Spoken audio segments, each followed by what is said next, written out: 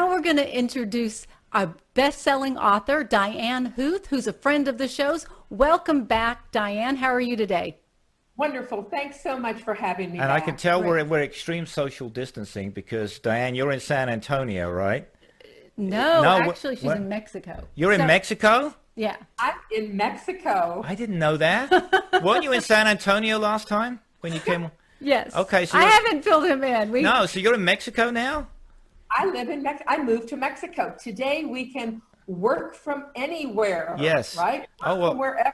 I chose to move to work doing what I'm doing right now from a little island off the coast of Cancun in Mexico. Oh, wow. Congratulations. I'm jealous now. You should be. Here we are in downtown Austin, and you're working from an island off the coast of Mexico. Well done. Congratulations.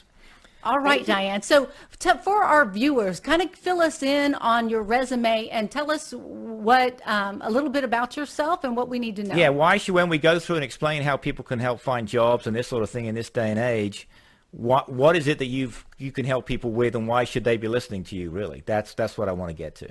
Oh, well, Jonathan, I'm Diane Huth, and I'm the Accidental Career Coach. That's my moniker. And I have worked in corporate America in brand marketing and management for big companies all over the world for more than 30 years. About 6 years ago, I started teaching marketing at 2 universities in San Antonio. And I discovered that my students who had just spent $100,000 getting a college degree didn't know how to get a job when they graduated in a couple months. So I went home and I worked feverishly, and I wrote what turned out to be my first book, Brand You to Land Your Dream Job. This is targeted towards my college kids. And so I started, teaching them in class, then teaching at clubs in different areas. And then everybody said, I want more. So it grew up to become a book. And then I discovered that the college kids, number one, aren't willing to learn from me. And they think that if it's important, they'll have a class on it, and they'll have a textbook on it, and there'll be exams on it. And so what I discovered, the real unemployment crisis that I was uncovering was the baby boomers, because people aren't hiring baby boomers. If you're over 50 or over 60, you're in trouble. Even tech people in their 40s are having times. So I wrote my other book, Reinvent Your Career, Beat Age Discrimination, 2 years ago, and we talked about this on the course, to help the baby boomer generation figure out how to remain employable, because we're going to have to work till we're 70.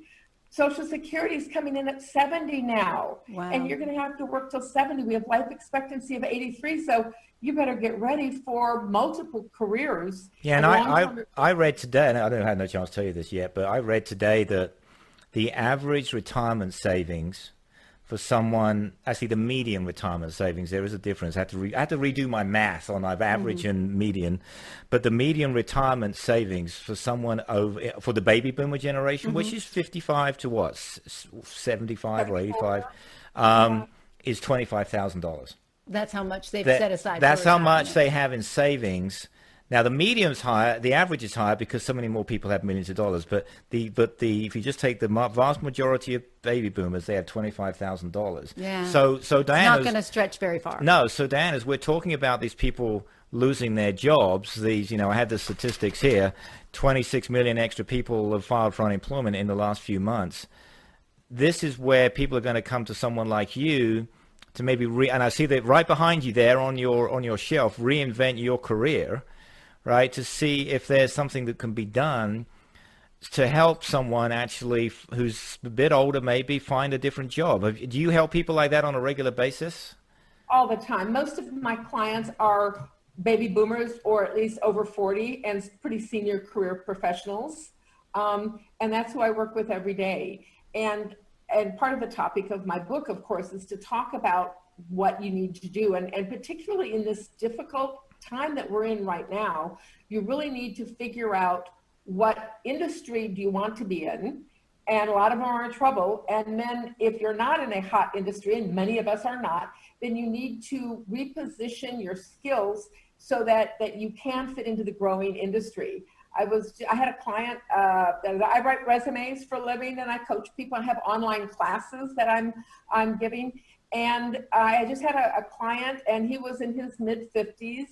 And he's been in toy sales. He's been selling toys for the amusement industry, for carnivals, plush toys. Yeah, I guess as a business you don't even think about, but someone has to do it, right? Someone has to do it. Well, he was very well employed for 25 years, and guess who called me last week and got laid off, and he lost his job.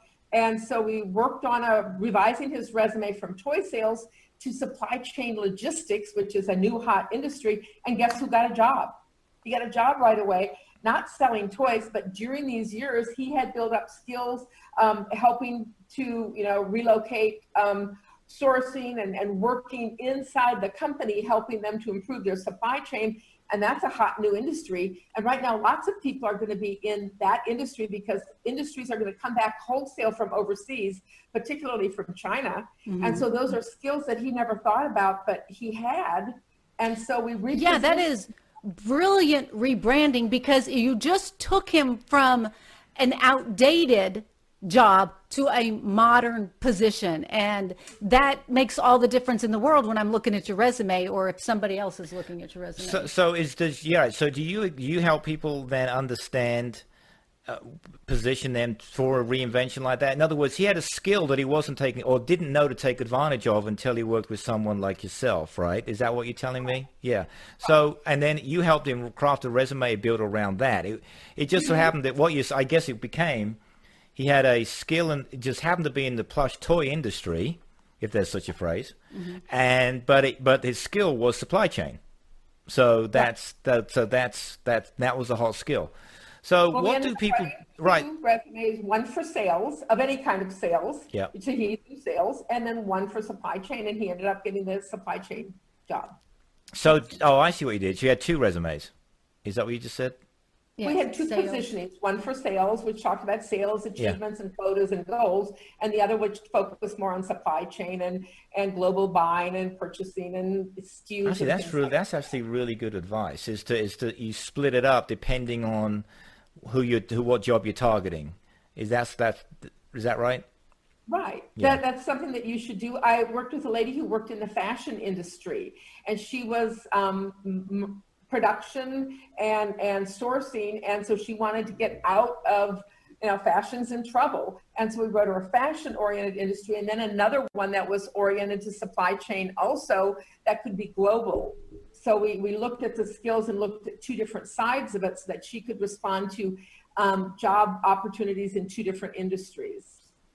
Go ahead. Right. So I was just going to say, so when the job that you're in right now is limiting or cut off completely, then you everybody's got more than one skill in their pocket, and it's just highlighting those skills and knowing to highlight those skills, because not everybody knows that what's hot in the market right now. One question I'd like to know, and what kind of advice do you give people who've been out of the workforce and they have that big gap? I've always heard that a gap in your resume can be a killer. Do you try to tell people to explain it, or do you just skip over it? Do you have any advice on that? Yes, what I recommend is that I've always recommended that everybody have a plan B, which is your own consulting company. Mm-hmm. We should all have our own company. And if you have your own company running in the background, you can fill in gaps with that. That helps a lot. Excellent. Yeah, now some larger companies don't allow employees to compete with their own employer, right? I mean, you can't say work in IT and then have an IT consulting business, because the IT consulting business is going to say, but maybe wait a minute. You have a speaking business. Okay. So it doesn't have to be a conflict. It could be a something different. Proposal writing. Right. Yeah. So Diane, what are you seeing as the big transitions right now? I mean, clearly the companies that are suffering, we know Macy's is maybe going to file for bankruptcy. JCPenney is going to file for bankruptcy. Disney parks are closed. They've furloughed 100,000. I don't know if you knew they furloughed 100,000 employees. 100,000 employees. Yes. So, and not just park people actually behind the scenes, because some of them used to work for me, and they now work over there. So where are you seeing the big changes right now, Diane? Well, I think a lot of industries, there's hot industries and there's ones that are not, like retail is in deep trouble. Mm-hmm. I think travel tourism is in deep trouble. I think restaurants are going to really struggle because their profitability is going to be challenged. I think you're going to have major transformations in all aspects of like grocery stores and retail. Lots of industry, commercial real estate is going to change. People are going to figure out this work from wherever. And this is a genie that's out of the bottle, and people are not going to want to commute an hour every day to go sit in the cubicle. Yeah. Right? Companies have been forced to adopt and implement remote work, and they invested in the technology, they've invested in the people, they're trained, people have learned how to do it, and now say, okay, forget about all this and let's go back and commute back to a cubicle. They're going to go, why? I don't need to. And companies surprisingly are learning that it's counterproductive for them because it costs, I saw a statistic, $18,200 per year to house an employee in an office. Right? $180,000 to run a 10-person office with rent, real estate, office manager. That's about right. And I'm going to say, gee, I don't need to do that. I can invest $2,000 in technology tools maybe, and it's going to reduce costs. And so that you're going to have a massive transformation in real estate.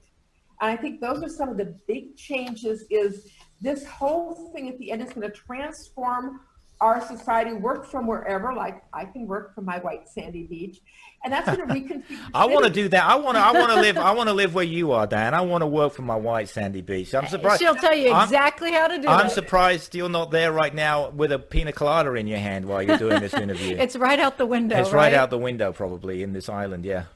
I don't have a pina colada, but I am when I leave. When I'm done with this afternoon, I'm going to the beach for 2 hours. There you go. The dirty secret is out.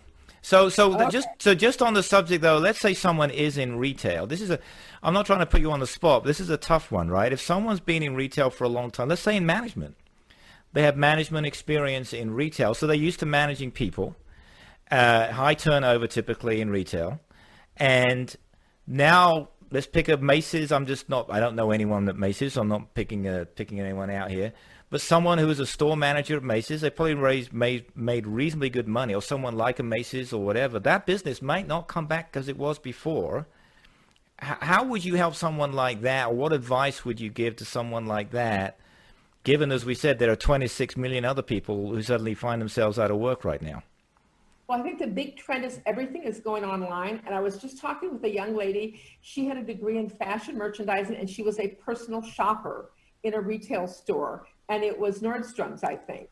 And she says, I'm unemployed. So it's like, why aren't you reaching out to people and do personal shopping online? Set up your own business, right? People aren't going shopping, so you have to buy online, but a lot of people set up your own fashion merchandising, fashion consulting company, and then do an hourly business with people and take your skills and go to those retailers and boutique owners and say, I have this skills.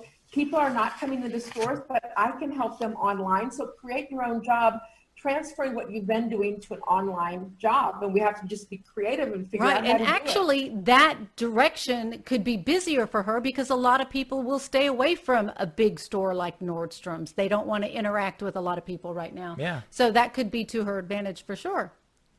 So look at how you can take your skills portfolio and all the things you've done, and don't just think titles, think of what you can do, the activities, how you can contribute to a company, and then figure out how you can use it in an online program, right?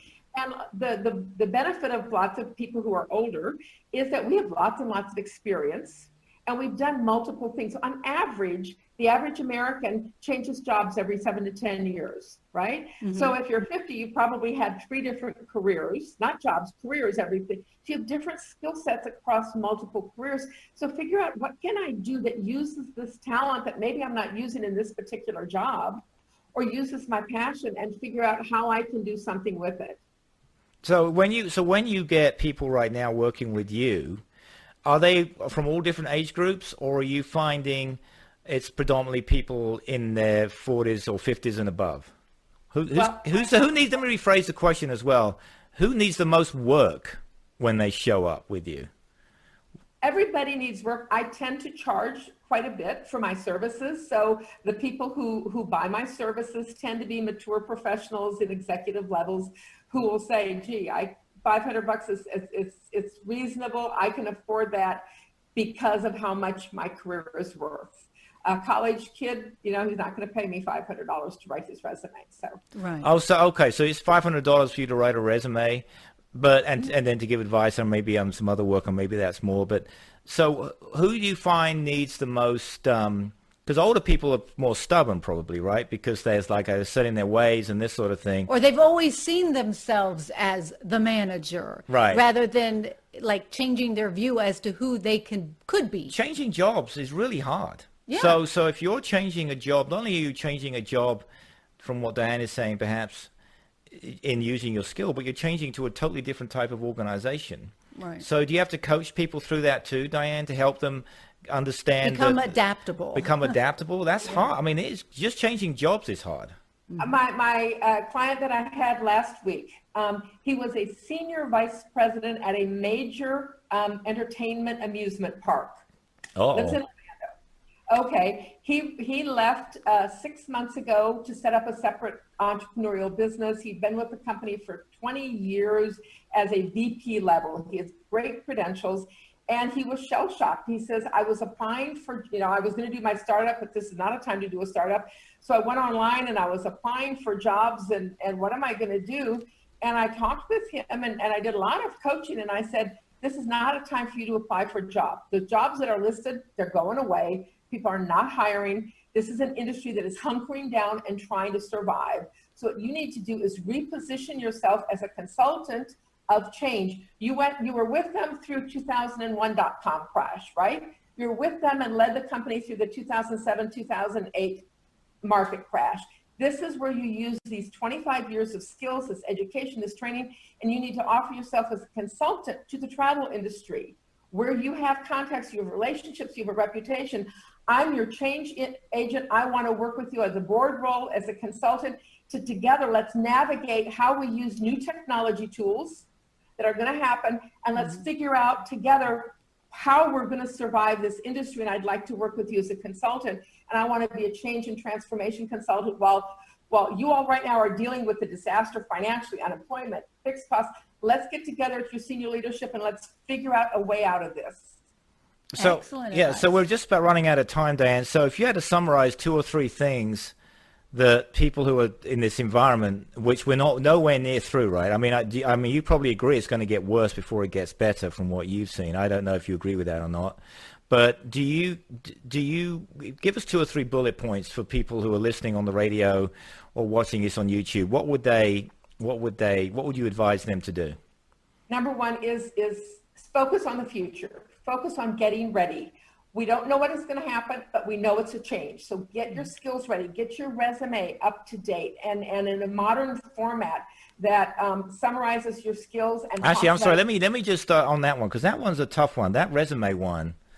I've seen different resumes throughout my life, right? And ones that I've done, and then I copy one, for example, that a friend of mine did. He used to work for me. He now works at Amazon. And I looked at it, and that's really cool. And so just for grins, I used it for something. But where can they go to get that see advice on? The Diane. I know Yeah, that, yeah, but where okay. is that? I know, but where is that? Okay, I have a page, DianeHuth.info, my name, .info, that provides lots of information on the different training that I provide. I have a free gift for people, which starts with saying, where are you on your career ladder of success? Do you have the skills together? Do you have? And that free gift, you can download it at www.hiremenowplease.com. That's a 14-page checklist, career guidance checklist, hiremenowplease.com. Okay. And with that, you can see where I'm at. And I offer courses on resumes, on acing the interview, right? Nobody teaches interview skills. How do you Right, do a it's job huge. interview? And I have a new course on how to negotiate a job salary. Do you know, on average, people leave $7,528 on the table when they don't negotiate a job every year for the rest of their lives. So there's a whole bunch of skills that you need to be developing. You have to get your elevator pitch. You need to understand the ask. So you need to spend 2 hours a day studying and preparing for the world coming back alive again.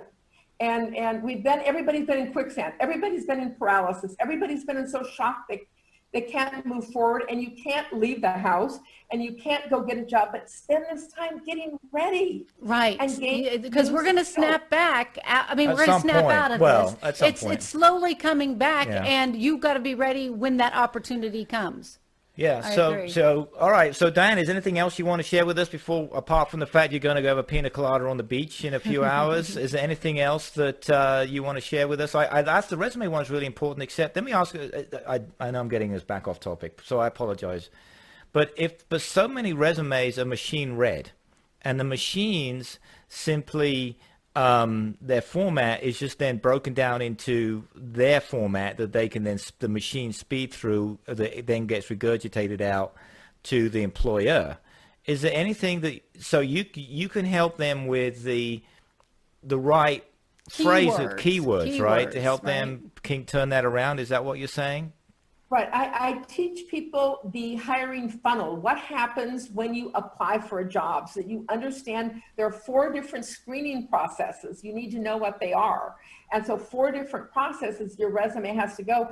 The online resume reading robots, the ATS system, kicks out 75% of resumes before a human being ever sees them. Right. They don't, and that's why you never get an answer. And then an online recruiter is going to spend 7.7 seconds scanning and kicking out another half before a human being really sits down and reads your resume. So you have to figure out this whole new world. Nobody gave us the memo. Nobody taught us these skills. Right, because LinkedIn is connected with that because it's a huge marketplace for people, for recruiters, right? LinkedIn is enormous, and you have to have a powerful LinkedIn resume. Mm-hmm. And LinkedIn has more than 20 different ways to help you find a job. And so I teach LinkedIn. In fact, with my private resume clients, I insist on we do resume and LinkedIn together because they're so linked. In fact, I've actually seen applicant tracking systems, when they pull up your resume, it finds and matches your LinkedIn page so you can see if there's any inconsistencies. Wow. Because that's how you find cheaters. And people don't write them at the same time, and they're not the same. Yeah, that's actually good. I'm glad you brought up LinkedIn. Yeah. Well, I think we should have you back at some point as we start to. Well, I'm fortunate. Recover. Well, I'm an optimist. I'm always a glasses half full kind of guy. But at the same time, when I read that 26 million people have filed for unemployment in the last few, 5 or 6 weeks, it's unfortunately there's going to be a lot of people competing for the same job. Right, and a lot of people are going to be slow to react. Right. So they're going to be a little bit behind, Yeah. and so maybe for those people, we're going to need to get them caught up. We should have you back on, Diane. And so could you just very quickly, what was that web page again, that URL? Yeah, and spell your last name for everybody. What was it again? Well, all the different training and things that I offer is at Diane Huth, DianeHuth.info. Okay. Mm-hmm. And the free gift to help you, your career guide and checklist, is at HireMeNowPlease.com. HireMeNowPlease.com. All right. Well, listen, Diane, thank you so much for coming on, and it's great to see you again. She looks so relaxed, doesn't she? It might have something to do with her escape. She's escaped to Mexico. That's right. Yes. So, well, congratulations on finding your own peace, so to speak. And hopefully have you back on soon. Yeah, that sounds great. It was good to talk with you today. Thank you. Remember, we can all work from wherever. That's the blessing that has come out of this. Mm-hmm. So someday you can too. Okay. Thanks a lot, Talk to you Diane. soon. Bye-bye. Thanks Bye-bye. a lot. Bye. Bye-bye. All right, so that's a wrap for this week. What did you know, the thing I got from Diane most of all, the part that was really interesting to me was how important the resume is. I know people always talk about it, but then because so many of these machines now end up proofing the resume. Right, some keywords. The keywords before you even get it, before anybody even reviews it. You've got to make sure those keywords are in there. Stand out. And you would have thought I would know this already, but taking the your skill from a previous job, even if it's not in the same industry. I mean, plush toys to, what does he say, supply chain? Right. Using that. Well, she has a whole book on it. It's called Rebranding, or Brand You. Right. Is really what it's called. But it's about rebranding what you think, who you think you are. Yeah. So you think you're a podcast or a YouTube star, but really what Working you on it. are Yeah. is a media consultant in the making. I thought you were going to say mediocre for 1 minute. Honestly, I thought you were about to say a mediocre broadcast guy. All I right. was trying to give us a little credit for it. No, I wasn't talking about you. I was talking about me, although Yeah. I do get my cues right, which apparently you don't, because we just saw that in action. It's true, clearly. Okay, well, thank you so much for listening, watching, wherever you may be. We are still planning on doing the Amazon show as soon as we can allow to do it in front of an audience, which would be great. Any other big news that we should be talking about? That's it. We'll be taking notes, getting ready for next week. And hopefully we'll have an interview with Abbott at some point. Yeah. All right, thanks for watching or listening. Bye-bye Have a great now. week. Bye-bye now.